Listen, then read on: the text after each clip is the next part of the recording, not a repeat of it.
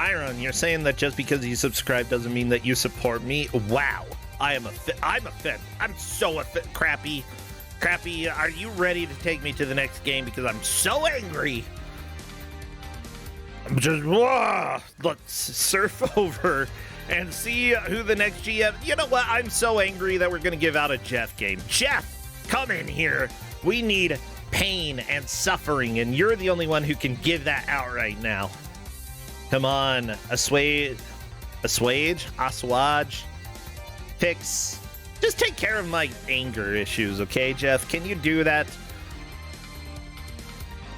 I'm sure Jeff can. Well, we're waiting for Jeff to hop on over. I'm working on getting the various streams up so that I can get them captured. By the way, there has been discussion about future Kusog7andes having some of this more automated and using RTMP servers. And it looks like either moving on to the brackets or Kusog8, we will be taking on a more of this approach, so that setup is like minimal when it comes to switching to the next game. It still is a lot better than it has been before, but every year we see improvements, and I'm really excited. Jeff, where are you? Jeff, where are you? I can't believe that Jeff is not in the room. Suminger, thank you for the sub. Hello, Jeff. Hello. You're here. Of course I'm here. Yeah. Where else would I be? Well, for the last 2 or 3 minutes, not here. I'm sorry, I was going down a rabbit hole looking up a little bit more juicy tidbits about this game. Ooh, juicy. Yeah, we'll get into that while we're playing the match. Are we ready for the unveil? The reveal? Well, unveiling, we're removing the veil that is in front of it. It sounds like you're really close to the mic, that your mic is peaking a lot, by the way, so... Okay, how's that? I think that's a little bit better. We might... Oh, welcome to the problems of, like, me.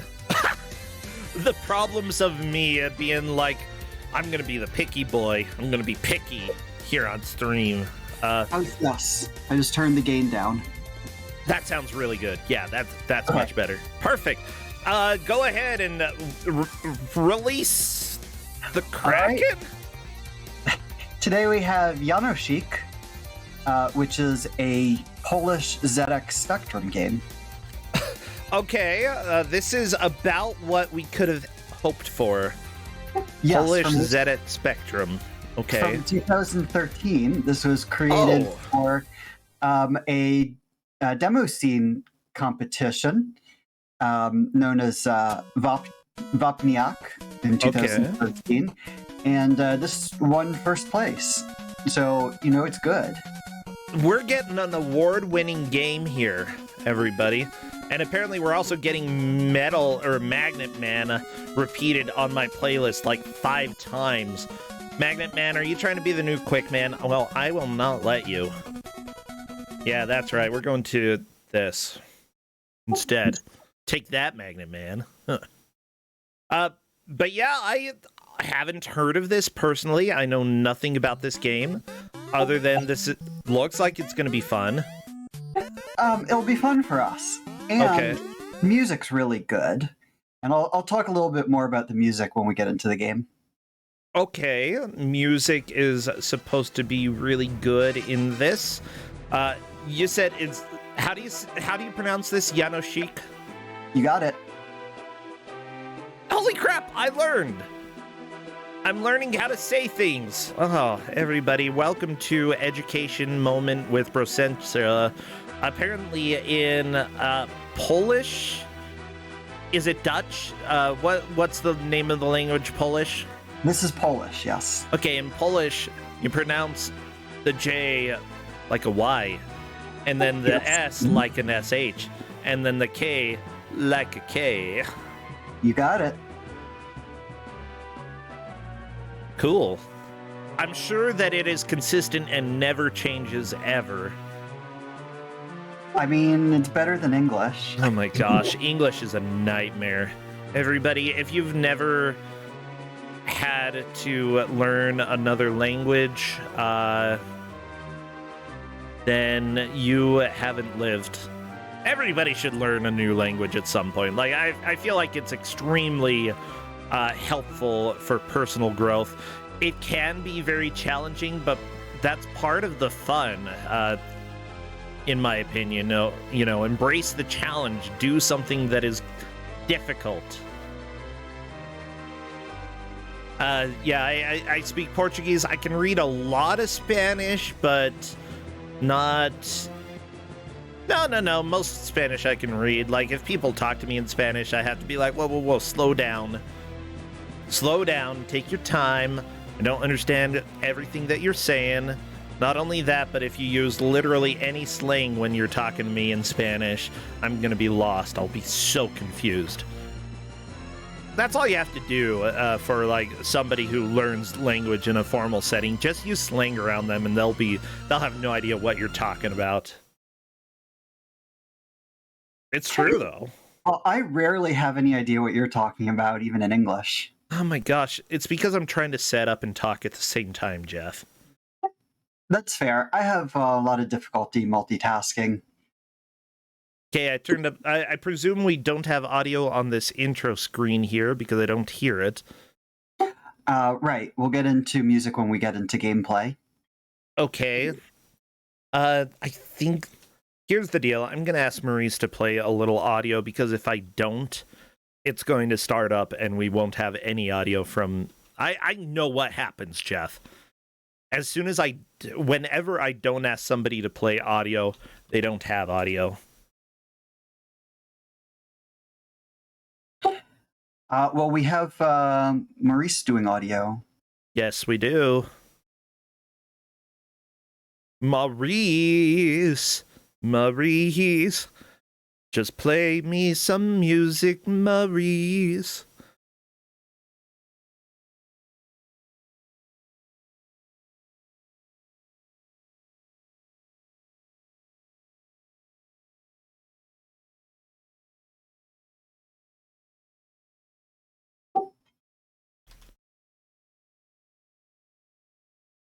Oh, I can hear your Discord notifications. Haha.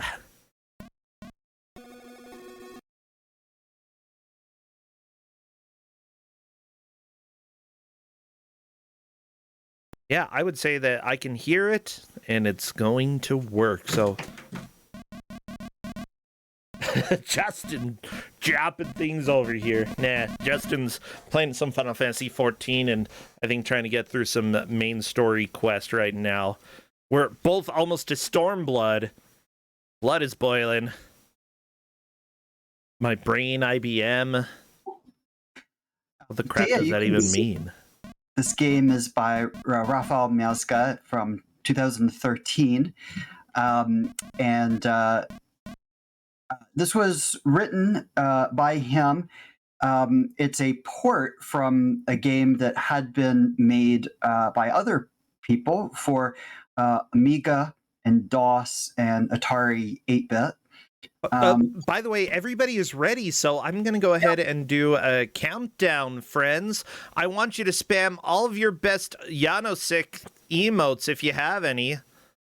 I don't know what to tell you to spam if you don't have them. So Jánošík is basically like similar to Robin Hood. So. Oh, okay. Robbers, steal from the rich, give to the poor. Arrows or axes. Well, there's no arrows. There's axes. Axes. Yeah. Bears. Apparently, that would be a good thing to spam. Bears. Yes, there's going to be. There's definitely going to be some bears. There are a few bears. Spam! Bring those emotes into chat. I'm a little... Oh, geez. I'm a little concerned. You are right to be concerned. This game has a few problems in addition to not looking fantastic. But it definitely has some redeeming qualities. So you'll notice that the movement is actually very smooth in terms of the animation, which is kind of rare for a ZX Spectrum game. This is very smooth for ZX Spectrum. I mean, this came out in 2013, so it better be somewhat smooth, right? I like the farting death sound. Yeah, but so that part's really good, and it makes use of a lot of colors, whereas some of the older ZX Spectrum games were, I don't know, much more monochrome looking. You know, it has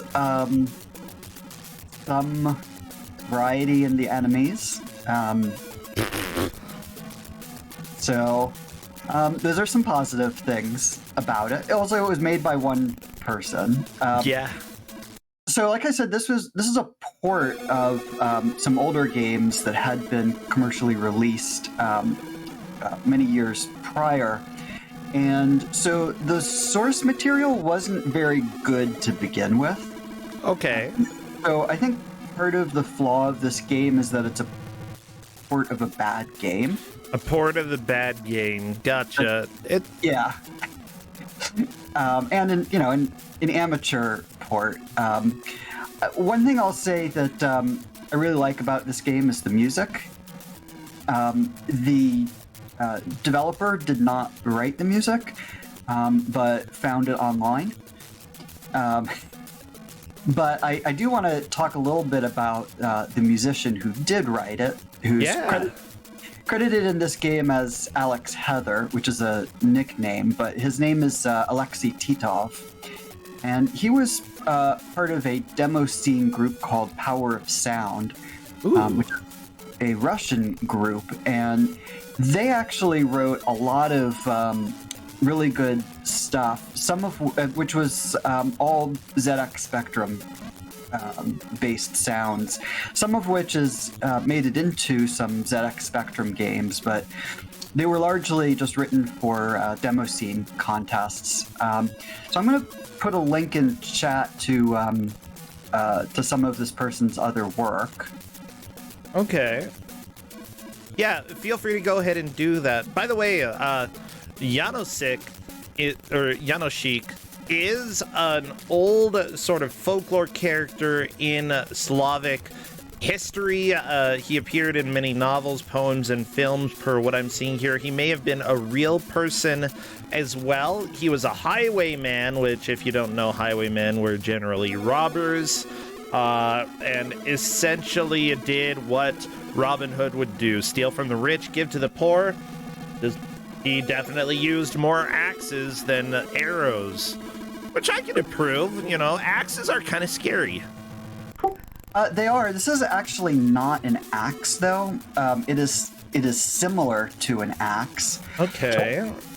But it is actually something that's called a kupaga, which is a combination of a walking stick and an axe. Walking stick axe? Okay, I want one of those. Yeah. And the things that look like dogs are haiduks. Okay, what's a haiduk? You take the haiduk and I'll take the haiduk is a person. Oh. Those are dogs. The soldiers are haiduks. Okay. I think that makes more sense to me. Yes. Yeah, I'm sorry. The dogs are dogs, the bears are bears. Well, wolves. There's some lore to this game, which is kind of fascinating. Okay. So basically, Jánošík, doing the robbing from the rich people, which the government doesn't like. So they send out their forces to punish him. What they decide to do as a plan is to kidnap his girlfriend and hold her hostage in the castle dungeon so that Jánošík will go and look for her. And then there's a forest that he has to go through to get to the castle. So they burn the forest down, which causes all of the animals in it to go into a state of fury. That makes sense. Yeah. At which point they attack Jánošík by just kind of moving back and forth peacefully, and for some reason don't attack any of the Haiduks or government forces. But that said,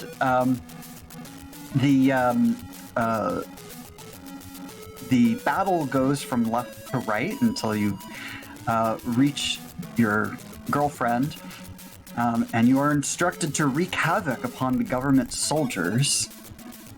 The evil antagonist in this game is. Let me see if I can figure out pronounce this. I'm looking at some of the lore of the character Jánošík, or the historical figure / character, and some of the legends associated with him, because apparently he was one of the so-called gentleman robbers. Oh, it's a voivode, which is like a dude or something like that. Okay, gotcha. Yeah. But in essence, Jánošík, his group, he became the group leader, I think, at about 23 years old, but was part of it since about 15 years old, which is amazing. Yeah, he essentially joined the army when he was 15, and then later on became a group of highwaymen, and they specifically targeted rich people. They did not kill any of the people they robbed, and they actually helped out supposedly a priest who was injured at one point. So while they were robbing, they were taking special care. Nobody dies, nobody gets hurt. If anybody gets hurt, then we're going to help them out and make sure that they don't have long-term problems from that or die. Which is actually really fascinating. However, he did get caught. Apparently he was in a pub, law enforcement saw him, he tried to escape, and a lady threw a bunch of peas on the ground and he slipped on them, and that's how they got him. Later on he was tried, sentenced to be executed, and this specifically, from what I see, they're unsure exactly how he was executed, but if history goes to show, the way that they executed leaders of highwaymen and other robbers was by putting a hook through their left side and dangling them until they're dead. He was actually hung, but yeah. Yeah, well, it's a little bit, some people say he might have been hung just like a normal person on the gallows. Supposedly, though, he was offered a way to get free by naming everybody who was with him, and and the words that he said, translated in English, essentially was, "If you have baked me, so you should also eat me," and essentially opted for the death sentence rather than naming the people who were stealing from the rich and giving to the poor. Yeah, no snitch. Yeah. Jánošík. Yeah. Jánošík. This is really hardcore, the tale, and I'm actually fascinated. I didn't know anything about Jánošík, but it looks like there have been some other games that have been based on this historical figure / folklore legend. In addition to the older ones that this is a port from, there are a number of newer games, an iOS game, and a fairly recent indie game that looks pretty cool. On Steam, from what I saw. This is a Slovak legend, but it's well known in Poland and surrounding areas. And so I always think it's really neat.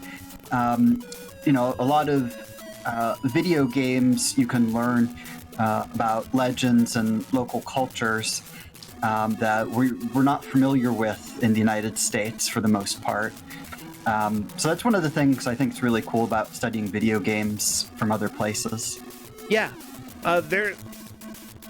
Honestly, I mean, I went to school for American Studies, and a large part of that, later on, master's degree in literature and writing, but folklore was always a big part of what I was studying, and the legends that people tell really show a lot about the cultures and the values that people have. So, Jánošík may not have been completely true with all of the legends, and some things are probably twisted, but at the same time, it still is really important to show, like, what people, the struggles that the people were going through at the time, that, like, there was a huge disparity between the rich and the poor, and they needed a figure who would, like, show up for the underdogs and be that gentleman robber type of figure here. Yeah, and at some point later,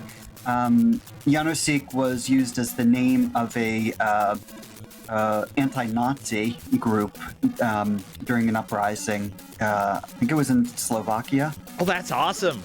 Yeah, so it's a really important part of the culture there. Let me talk a little bit about the gameplay. Yes. So there's some problems with it. Aside from the graphics and all that, the moving platforms that you see on Sprint God's screen, you don't move with them. You have to walk while you're on them. And for some reason, the hitbox, I don't know what you call it, but the box that you stand on is much smaller than the actual graphic. So the left-hand side of it doesn't exist. So you just fall through it with no indication that is a thing that would happen. Well, yeah, so, that's a thing. The only enemies you can kill here are the Hydukes and the bears. The fish, the dogs, and anything else you see that's below waist height, you can't kill. Your weapon, you have to get pretty close, and I think it's kind of a silly animation because you just sort of raise it a little bit. It kind of reminds me of like how you move your sword in Zadat. I love it so nonchalantly, like, hey, here's a sword. Woo. Yeah. But the levels are actually pretty difficult. You can't move when you're in the air. It's a fixed jump. So you hit the jump button and you get the same jump no matter how long you hold it for. And it's what you basically need to do is look at the patterns of the enemies moving on screen and figure out what's the right time to jump and move in order to get past all of them. Because you can't just react to everything. Given the arc that you jump in, there are just going to be jumps that are impossible to make. So, for example, I found that where there's screens where there's a fish and also a bird, you're best off trying to get past both of them at the same time by moving when they're on the same space. And then the dogs can be pretty frustrating as well because they move over a pretty large area. But everything is very predictable, right? Okay. So once you figure out what it is you're supposed to do, you shouldn't have much problem doing it again. Some of the jumps are very precise, but you're able to move up to the edge without a whole lot of problem. It's very repeatable. There's no continues in this game, and you only have 5 lives. But I don't think that's going to be a huge problem because you can get back to where you were relatively quickly once you figure out what's going on.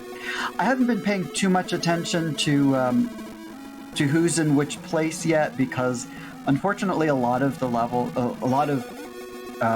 screens look very similar. But I think we'll see a little bit more progress later on during the match. There are 3 levels. This is level 1, Mountains. and then there's a forest and also a town. Yep. And they're fairly similar. I mean, they have different graphics, different sprites for the enemies, and some different background graphics, but it's basically the same gameplay. Yeah, I do want to talk about the ZX Spectrum way, like how it makes graphics in a little bit. First, though, I found some artistic and media representations of this folk hero, Jánošík.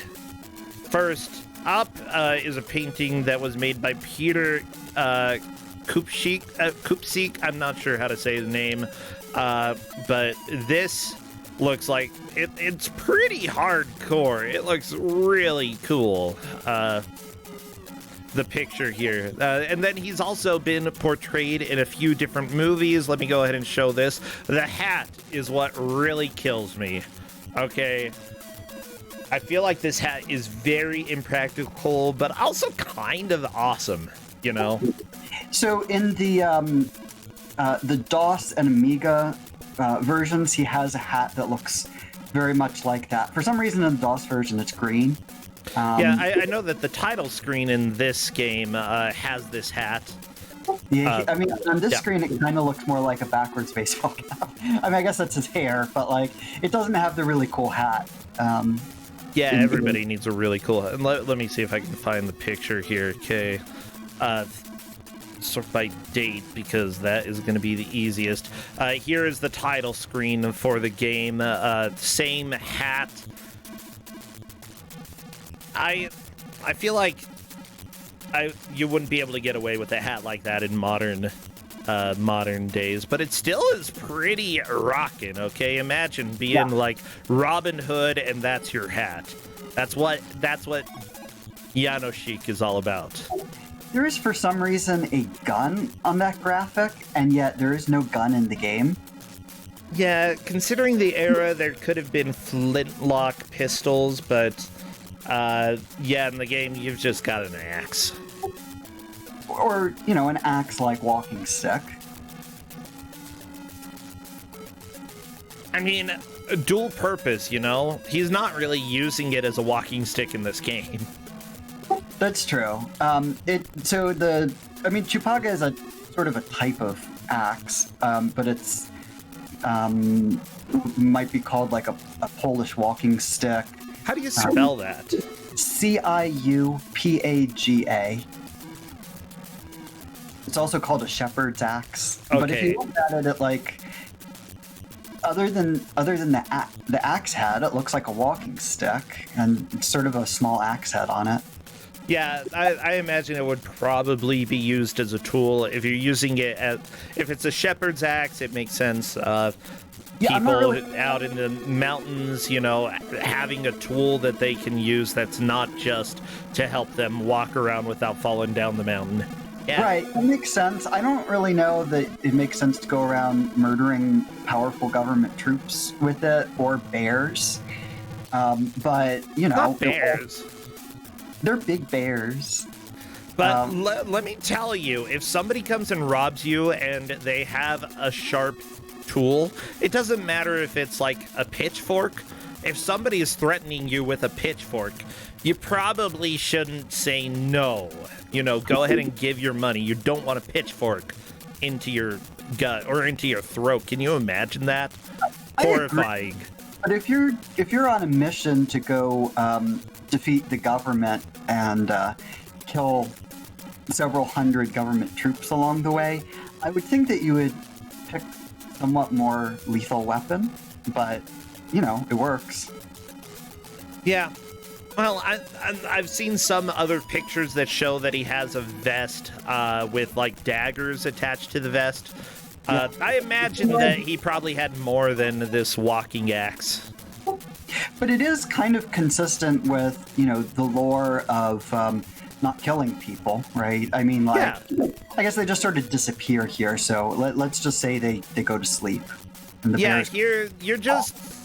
You're giving everybody a nap, except for the bears. You can kill bears. You're allowed to kill bears when you're Jánošík.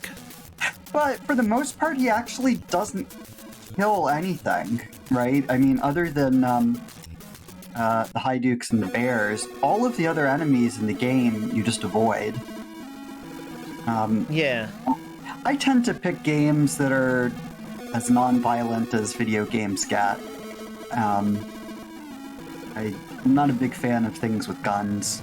So as it turns out, it looks like one of the wars, Rakoczy's war for independence against Austrian soldiers, they did use the Siopaga, the axe here, as a weapon for the soldiers. Also, it looks like Hungarian Kuruk leader Imre Thokoli and his soldiers used one of the shepherd's axes as weapons as well.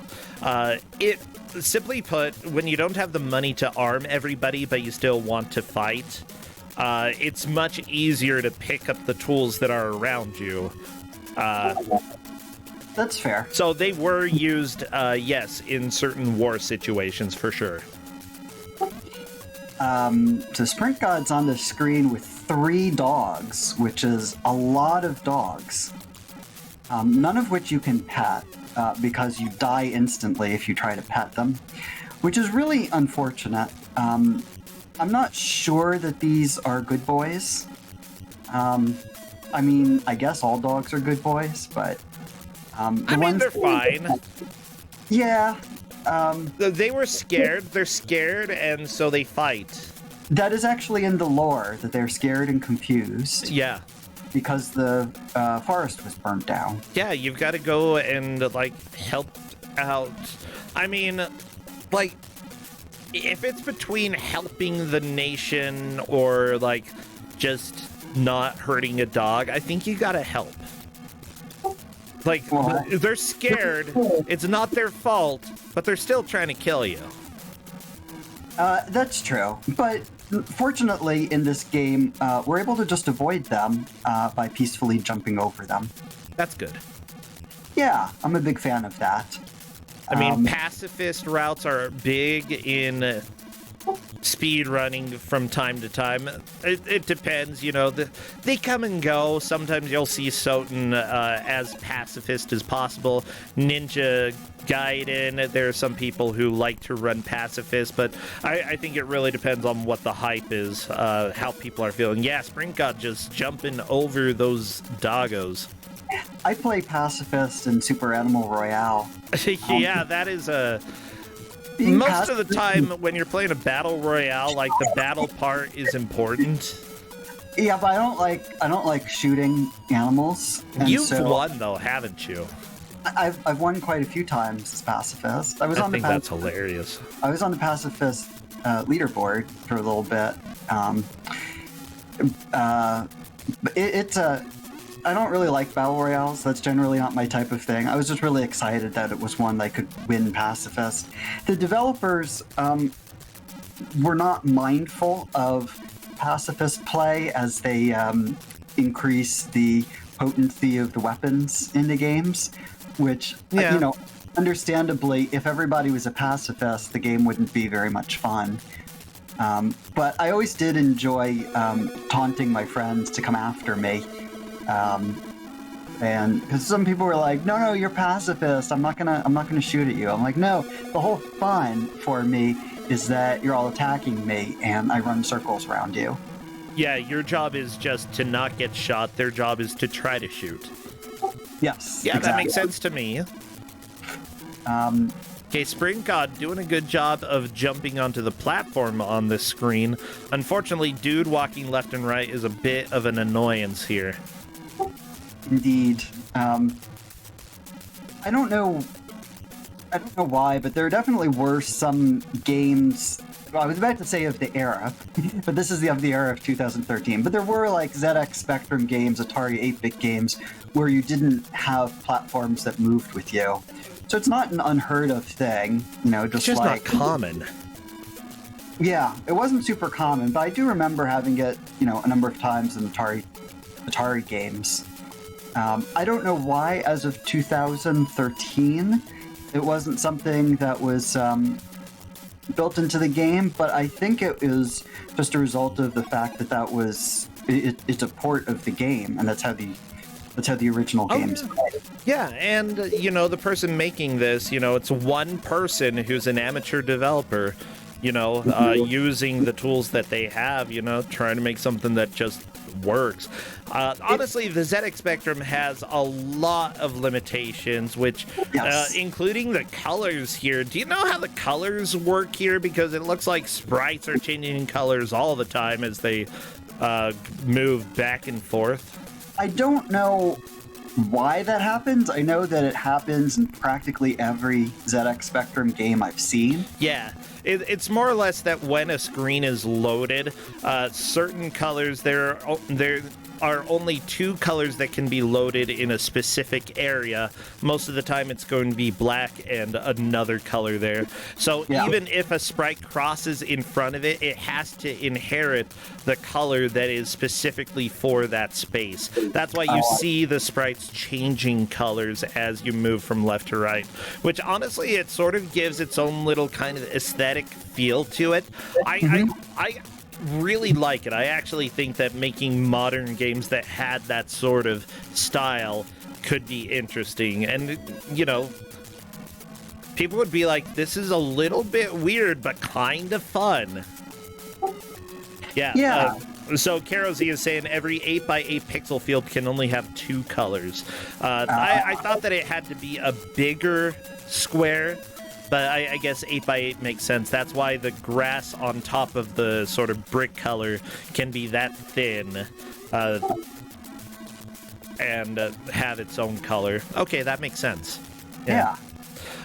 That's also, whenever you see any sort of art on the ZX Spectrum, like the title screen that I was showing off, it looks like it's all smooth, but all of the colors here are actually in squares. ZX Spectrum art that is highly detailed is extremely impressive. And yeah, you should definitely check that out if you haven't gone and seen any, because they have all of those square limitations and yet manage to make something that looks extremely smooth using squares. Yeah, and this developer actually, about 90% of the graphics he made himself, with only a few things that were ported from the older games. This is actually a fairly faithful port. The other games had some additional systems. There was an inventory system. You could pick up like keys and things that would be used to open cells. But it was still a linear left to right type of game. So some of that more complex things were removed. But this, as a result, has more of a feel sort of like the Hunchback games, which were on a lot of different systems. Yeah. And, it's of similar difficulty. By the way, Chad has pointed out something interesting about the music here. It is specifically an arrangement of Sweet Lullaby by Deep Forest. I'm not familiar with that, but that looks like... Let me see if I can find a little bit more information. It's a French song made in 1992, more or less. I'm not familiar with the band or the song, but some people are. Seriously, you can do some really cool arrangements using ZX Spectrum sound. Yeah, I was really impressed with that. I'm not familiar with that song, but that is really cool. I learned so much doing these matches, and I was really impressed by Al Heather's work on this. Alexei Titov.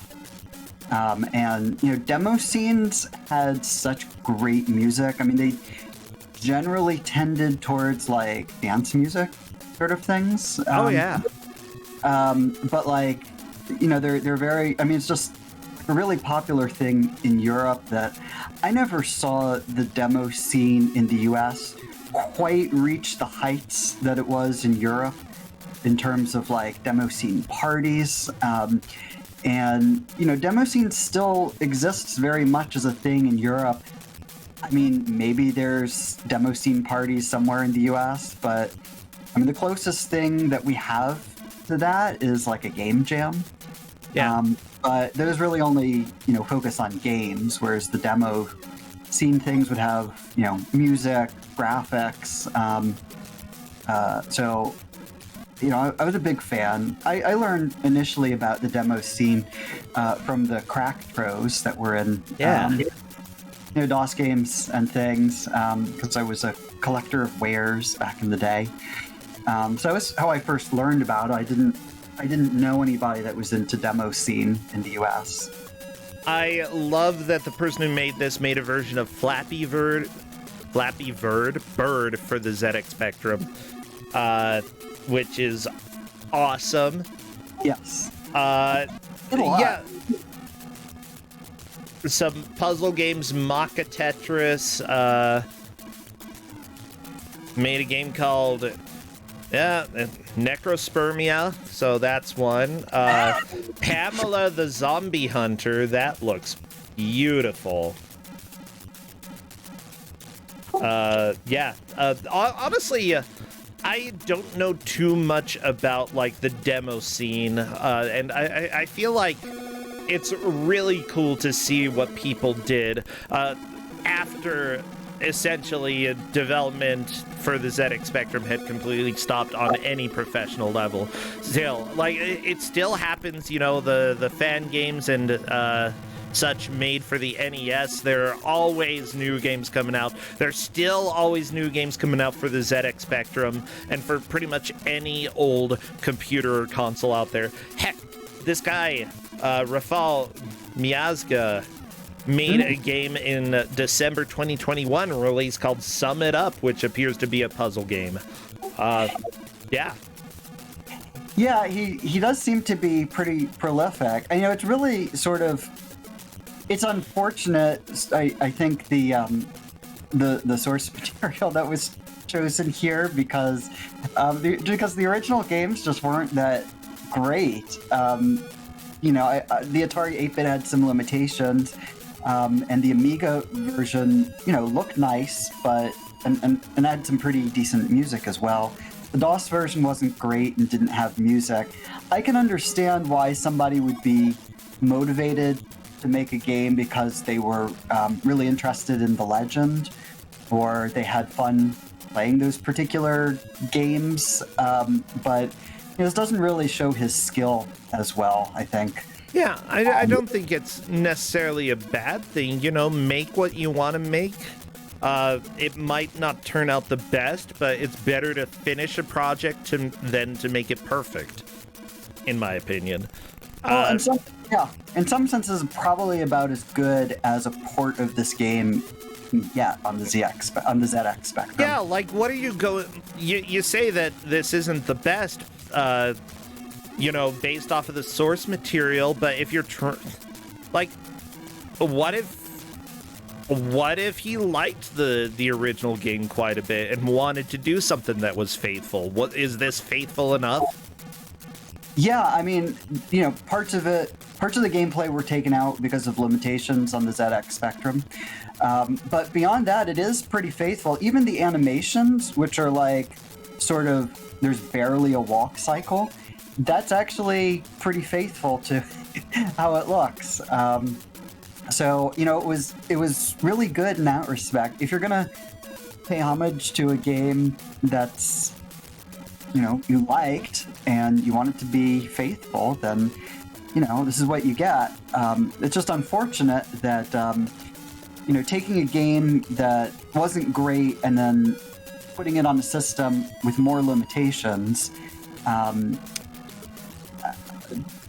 doesn't produce the best results. So I don't know how, without the nostalgia goggles, I don't know how the competitors are going to really feel about this. Yeah,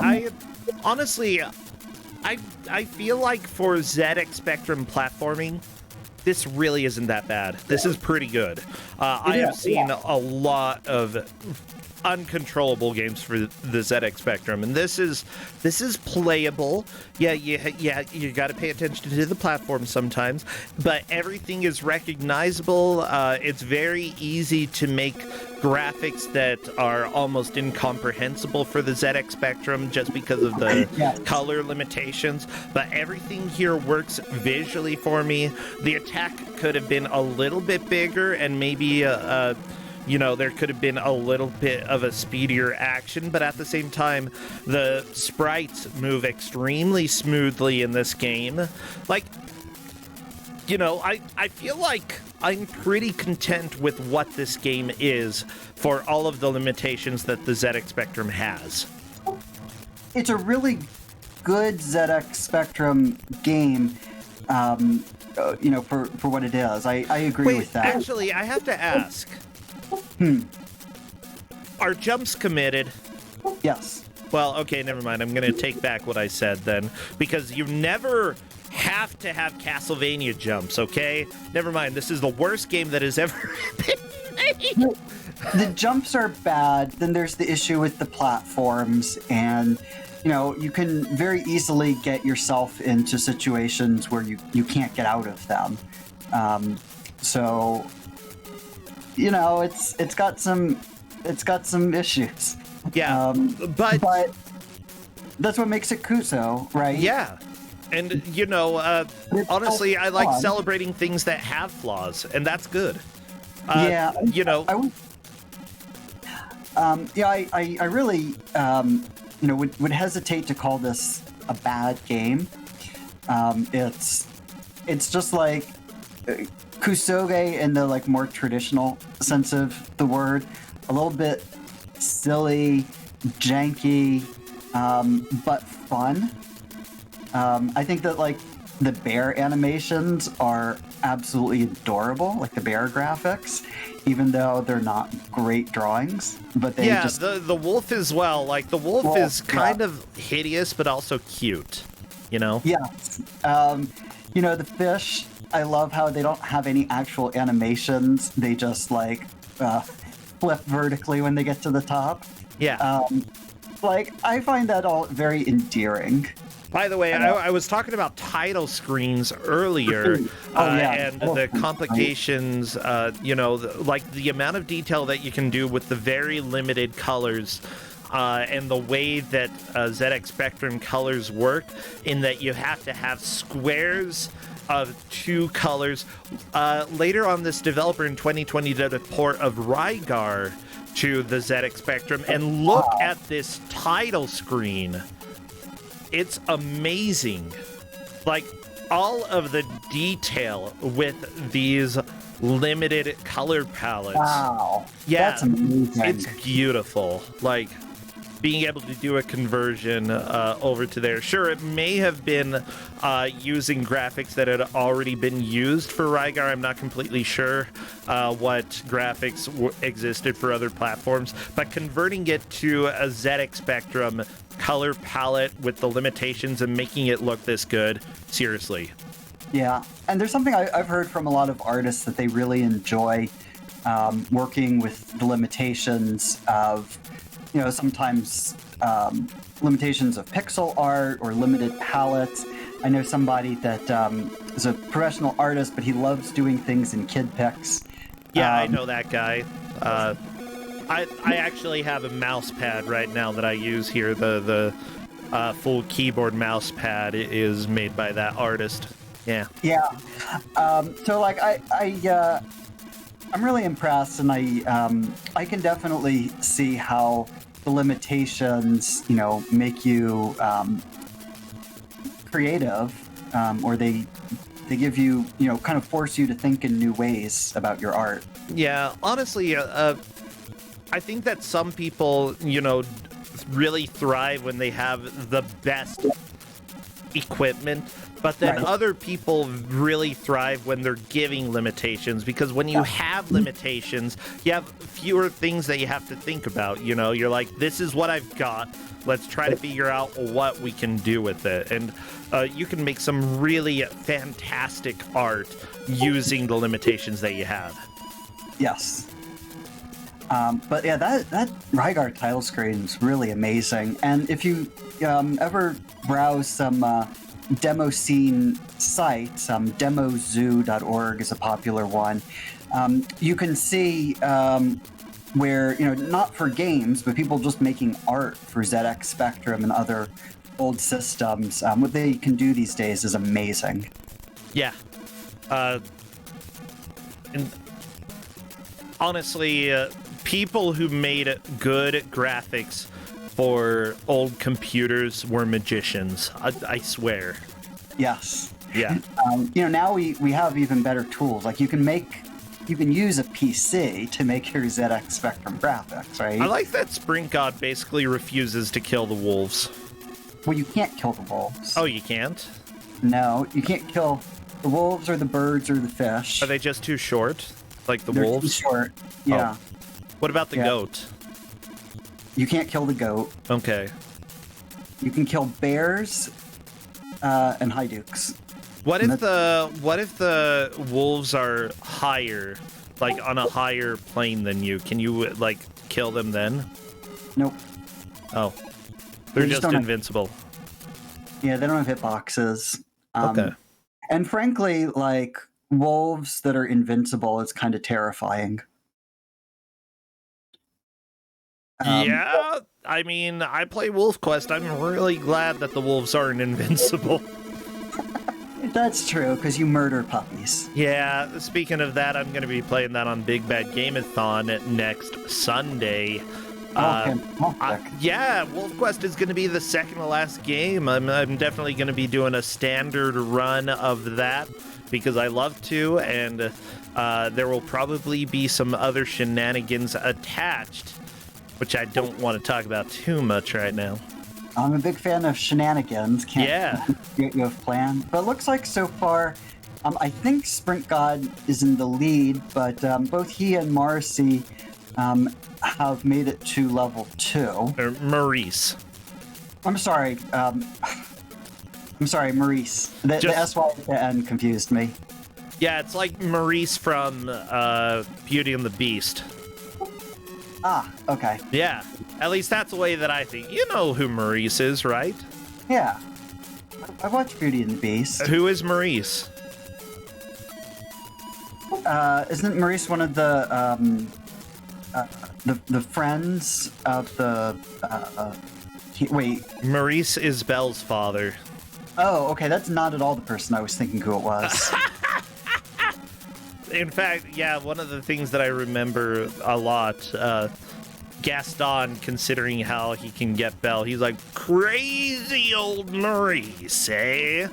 I thought it was crazy old Maurice. I thought it was one of Gaston's friends. Well, I mean, he pretends to be Maurice's friend a little bit, but yeah, doesn't really work too well. Are you one of the people that was disappointed that the Beast turned back into a prince at the end? Compared to other people, I don't think the Beast was that hot. I don't know. Like, he's definitely uglier as a human, but he's a monster. He's fine. By the way, Sprint God did some super tight jumps that I know chat noticed, but I was talking about how hot the Beast was, so I wasn't able to talk about that. Yeah, I was. That was one of the things I was going to mention.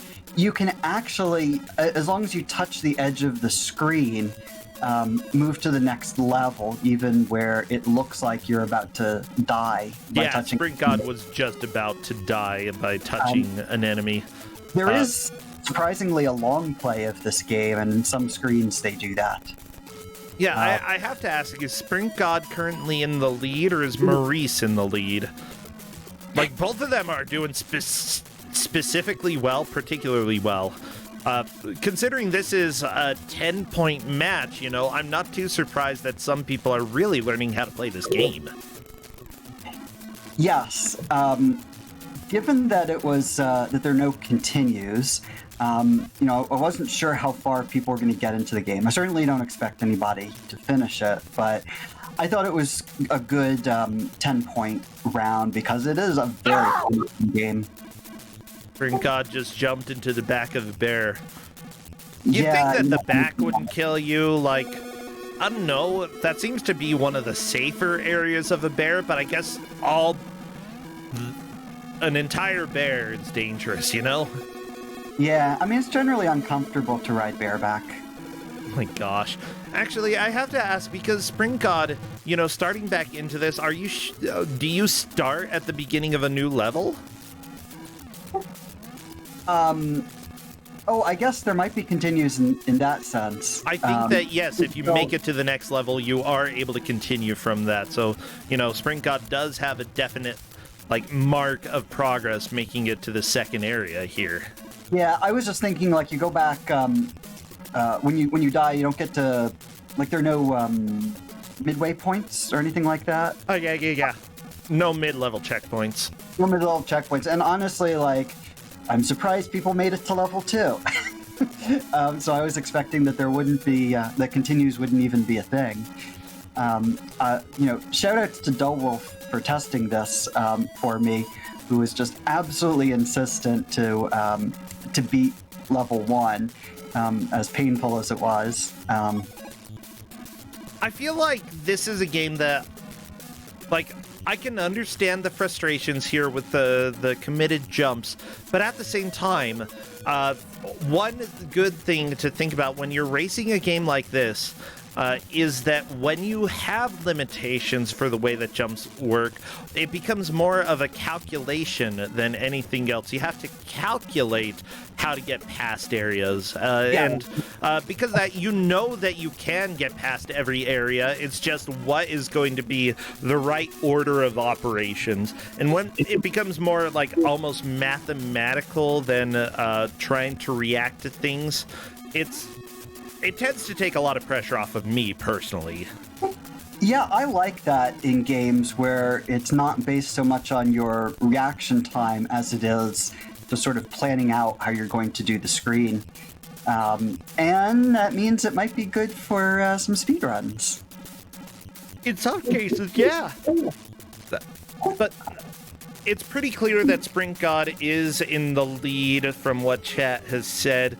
Maurice in second. Right now, third and fourth are definitely up for grabs between the other players. We only really have about 12 and a half minutes left, so, the players need to make a good final push. Spring God facing the polar bear, the deadliest of bears. Ooh, haha! Oh yeah, the white bear. Yeah. Fortunately, those, ice-looking things don't have ice physics. But I mean, this game really doesn't have any physics at all, so... Yeah, that's fair. It's black bears aren't quite as deadly. Black bears, if you see a black bear, if I'm not mistaken, you, punch it in the nose. If you see a brown bear, you play dead. And if you see a white bear, then you are dead. That tends to be what people say when it comes to the variety of bears. Yeah. I know there's an old adage about a professor and student in the woods. They come across a bear and start running away. And the student says to the teacher, "How do you possibly think that we're going to outrun the bear?" And the teacher says, "I don't need to outrun the bear, I just need to outrun you." See, that's when you pull out your little shepherd's axe and whack! Right in the kneecap.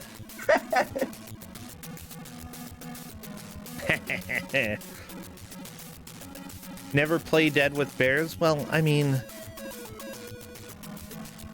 I think it really depends on the bear. One thing, you don't want to get animals to chase you, because they're gonna run faster than you.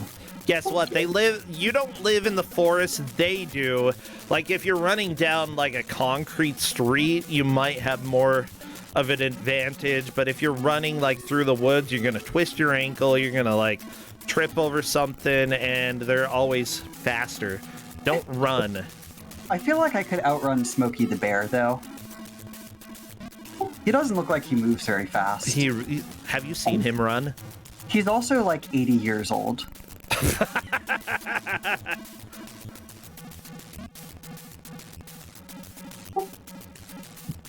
So, all right, let's see if we can figure out what the places are, because in the last 10 minutes we might see some additional progress. So we got Sprint God on the 2 goat 1 bird screen. Okay. That's one way to describe it. Yeah. Maurice on the well screen.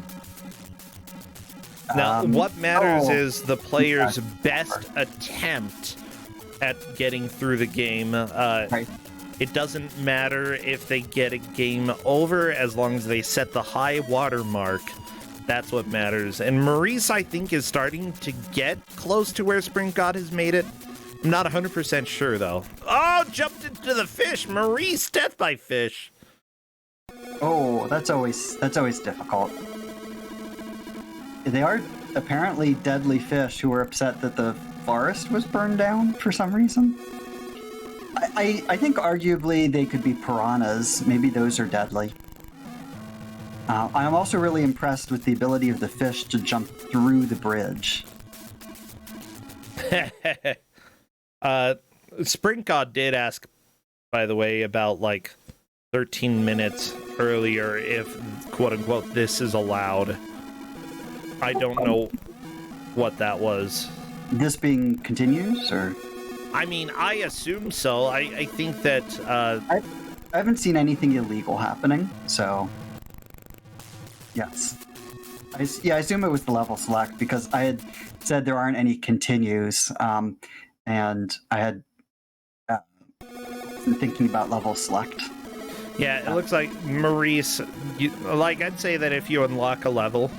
that is completely fine. And Sprint God has just been using that throughout the entire thing. So it's been completely fine. Maurice is using it as well right now because Maurice has unlocked it. I keep getting confused when option 1 versus 2 are selected. Like, it just... You want the white one, I think, rather than the blue one. That white is selected, which kind of seems not right, but I don't know. They've figured it out by this point. Yeah. So let's see. Think. All right. So we got the house on Maurice's screen. I don't know what those the things that look like call boxes are. I feel those like are lanterns. They're candle. Yeah, those are definitely candles in the lanterns. Oh. Yeah. Okay. You've played Breath of the Wild. Kind of like that. Well, it's good somebody put those out in the forest. That's not a forest. This is a village. Oh, I'm sorry. Yes, we're at the village. I mean, there are, like, the Sarah Hyde is still in the mountains. I think okay, we have bell tower here. That's good. And, like, they have little crosses on top, so I'm guessing, like, that's a church, maybe? Maybe they're just religious bells. Yeah. Could be. I don't know. It's complicated. But yeah, it's like all of the players have been doing pretty well. It's been a bit of a struggle for Windmaster and Sarah Hyde. Sprint God and Maurice, though, have always been epic players when it comes to Mystery Tournament and Kusog7ande. Maurice, though, playing more in Mystery Tournament. Sprint God, I believe, playing in both. I'm not surprised to see both of these players doing well, though. Yeah, this is, although it's essentially a platformer, I think being good at platformers is not necessarily the most important skill here.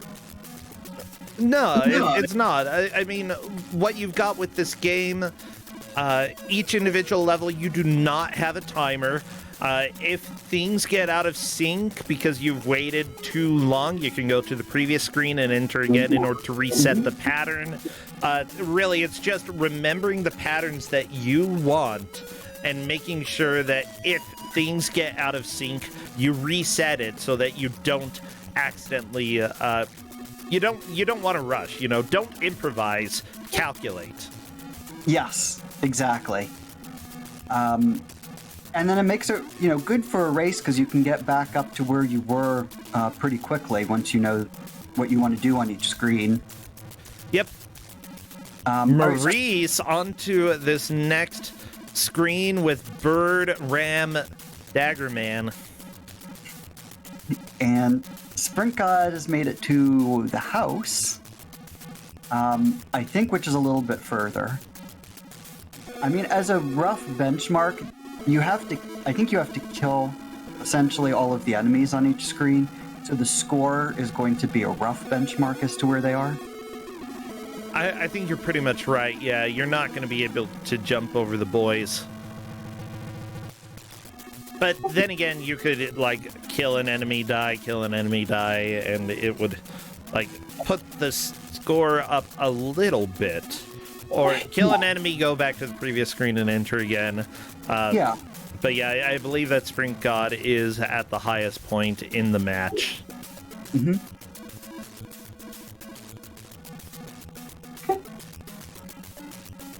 Yeah, this was, I guess they have score because the original game had score, but certainly by 2013, score has fallen out of favor in most video games. Oh, yeah. Like, it's kind of an obligation when you're making anything for an older system to use score, because pretty much all games from that era had a score.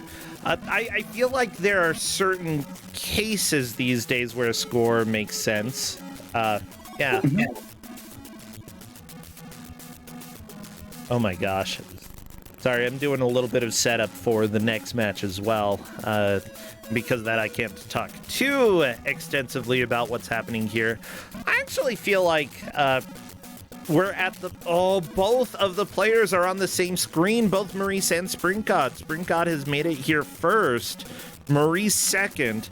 Technically, horizontal progress through this screen can be measured by pixel. Oh my gosh. If that is something that would be the tiebreaker for it, but I feel like Sprint God might get through it right here. Oh, this is tight. Yeah, this is really tight. The thing is, Maurice does have more lives. Maurice, I think, is going to get this screen a little bit faster. Ooh, didn't kill the Dagger Man. Maurice making a very wise decision to reset the room instead of try to go through it. Yeah, Sprint God made it to the next screen, but when you get to this part of the game where the enemies are moving at different speeds, things can get out of sync if you're not paying attention. Yeah. Wow, Sprint God's now 2 screens ahead. This is great. Oh my gosh, the double goat. Yeah, the longer that you wait, it seems like the more together the goats get. And there we go, level 3 for Sprint God.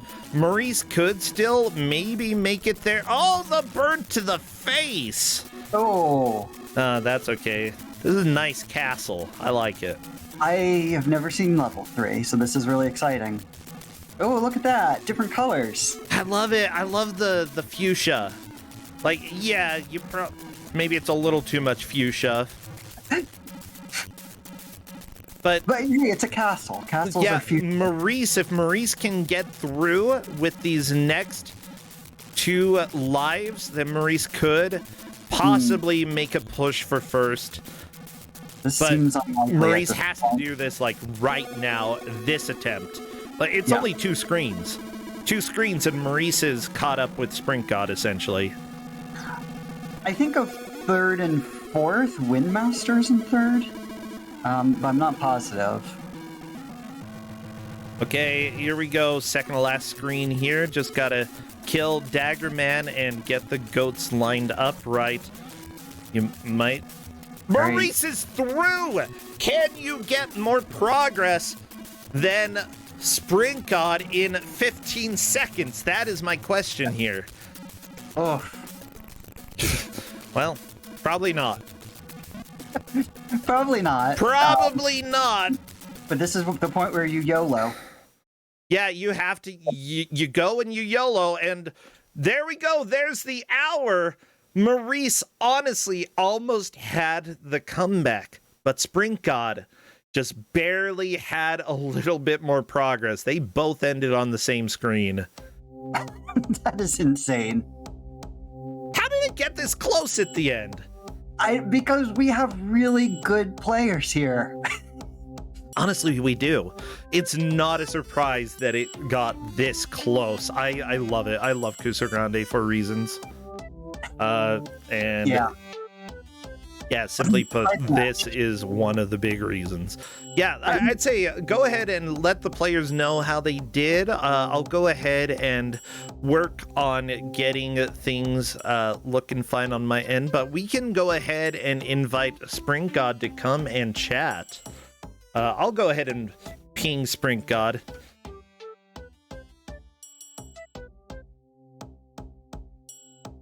It was so close. Follow my Twitch, please. Sarah, I can barely follow. Oh, left and right, and spinnies. Whoa, whoa, whoa, whoa, whoa. By the way, everybody, the stream names that we use up here are generally the Twitch channel names that the players have. You are more than welcome to go and follow the people who you love. Yeah, Sprint God and Maurice, it was way too close for first and second. Yeah, because both of them made it to level 3, which our testers did not see. Yeah. And honestly, you've never seen this level. I love it. Yeah, right now between 3rd and 4th, we're going to have to go back and review VODs. That's just sort of how it goes. Yeah, but wow, that was... I really did not expect anybody to make it to level 3. I mean, that's just crazy. I mean, you only get 5 lives, and I kind of figured in a race situation, people might be a little bit impatient to get through some of these screens, but yeah, everybody seemed to really figure out how to get through a lot of it. Honestly, like.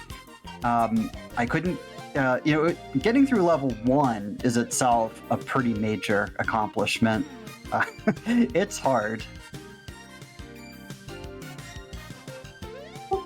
I think neither Dowolf nor I were able to get past level 1. I'm not too surprised. It's hard. Yeah. Like, the thing is, when you're designing something for an old console, I mean, if you're designing it based off of an old game for an old console or computer, odds are the difficulty is much higher than NES difficulty in order to make the game longer. And that is certainly what happened here. Yeah, I mean, part of the reason I don't often get it to give out ZX Spectrum games is they're short and they don't do platforming well enough to even make them playable. But hopefully... we can get Sprint God in here. Yeah, let me go ahead and bring Sprint God. There we go. We have the Sprint God just barely holding on to the victory here. Holy guacamole. Welcome. Hello, is this working? Yeah, it's working. I hear you loud and clear. That was intense. Let me tell you. Like, honestly, I know that you don't see how the other players are doing, so, we're just watching Maurice almost getting caught up and made it to the same screen that you did, but Maurice had 5 seconds and walked straight off the cliff to their death. And because of that, if Maurice had jumped onto the moving platform, it would have been a last-second lead change. With that said, it was very impressive seeing how you did. Yeah, I learned early on to just let go of everything when I enter a new screen exactly because of that happening. I mean, that's fair. Early on in a stage, it's not that big of a deal, but especially later levels and levels that you haven't seen before, you don't want to just randomly die. And I noticed that you and Maurice both developed some very nice strats for resetting the room. Walk back into the previous room, re-enter the room so that the enemy's locations were the same as they had been before. If you mess something up rather than just try to hope that everything gets synced up again. Go back to the previous room, re-enter, and at that point it becomes a little bit more of a calculation than necessarily reacting to what's happening on the screen. And some of the older platformers like this, that's what you have to do in order to be successful. And heck, you did it. You did good. Yeah, I did used to play a few similar games in the past, like the likes of Manic Miner and what have you. So, yeah. It's not. Yeah, I have to ask, what did you think about this overall? I liked it. You liked it, yeah. I was talking to Jeff. I would say that, if it had come out in the ZX Spectrum era, this would have been a really, really good game. It's flawed in some ways still, but every ZX Spectrum game is flawed in some way. That's just life on the ZX Spectrum. I think that I generally get, I'd say, at least 80% of the people playing my games that like it. Some of them are really impossibly difficult, but that's pretty rare. I tend to try and prioritize things I think people will have at least some amount of fun playing, so I'm glad you enjoyed it. Yeah. This is a lot kinder than other games on the same platform, just because it lets you continue from the level you died on. Yeah, I would agree with you. I don't think Jeff actually knew that, though. I never got past level 1, so I didn't recognize that there was even a continue system, but it does send you back to the beginning of the level, levels are pretty long. Oh yeah, they definitely are. Why, my playlist is I have found 2 songs and I will play those to you and I will just switch back and forth between them. So let me go ahead and jump to something else so that we can switch between 2 songs over and over again. But yeah, I'd agree that for the system, things tended to be a lot crueler. But I'm really glad that people are still making games for the ZX Spectrum. The developer who made this in 2013, by the way, had a game come out December last year for the ZX Spectrum. And it's got me curious. Yeah, they did a port of Rygar as well fairly recently. And I think that is something that I might want to check out sometime as well. So you have played old ZX Spectrum games before? A few. A few? Okay. Not that many. I didn't actually have a ZX Spectrum myself, but I knew someone who did have one, so... Okay, cool. I'd say, what is the most difficult part of the game that you played today? Trying to get the enemies lined up on certain screens. Yeah, I think that patience is difficult to deal with when you wait and wait and wait and go at the exact right moment. Otherwise, you're getting nowhere. Yep. If you just rush it or go a little bit too early, there's really no benefit to doing that. But one good thing that actually helps out is that there's no timer, so it's not pushing you stress-wise that way to get through the screens quickly. Slow progress is a lot easier to make when it's not trying to rush you. Yeah. Actually, I just remembered there was that one screen where you've got a dog or wolf or whatever it's supposed to be going back and forwards really fast, and a guy going in sync in a different place where you had to jump behind the wolf, run up, kill the guy really fast. That was the hardest part. Oh, yeah, that part. I saw people leaving and resetting that room. You and Maurice, I think, both did that. And you, especially your last push, you just were like, I'm not going to rush this because I do not have the lives to waste. So I am going to do this first try. And if I mess up the timing just a little bit, we're resetting the room. And that was a very wise decision on your part. Yeah. Sprint God, did you have a ZX Spectrum growing up? I know, but he had friends with the ZX Spectrum, I believe. Yep.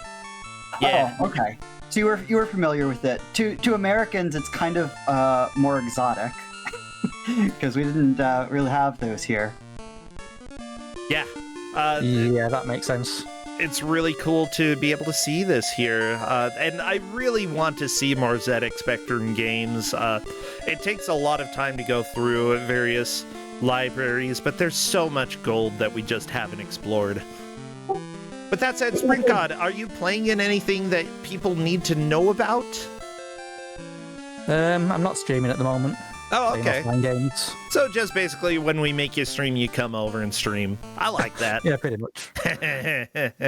Chat was mentioning, by the way, as well as Sarah Hyde, with BBG coming up, some of the players are playing in it. Sarah Hyde can be playing Ape Academy in BBG, so I'm really glad that she was able to come and race a game that is not Ape Academy. I hope that your run during BBG goes well, Sarah. Yeah, thank you so much, Spring God. Jeff, thank you for giving out this game. I had a lot of fun. I enjoyed the music. I just enjoyed the whole hour that we had together. Thank you all so much. You're welcome, and thank you, Bruce Sencha and Dowell, for testing it out. Have a great afternoon, everyone. Yeah, catch you later. Bye. Bye. Well, everybody, this is Kusog7ande, the Bad Video Game Tournament. I need to run to the restroom, so I will be back in about 1 minute. Luckily, setup is basically done for the next game, and we'll be able to hop into it really quickly. So see you in about a minute.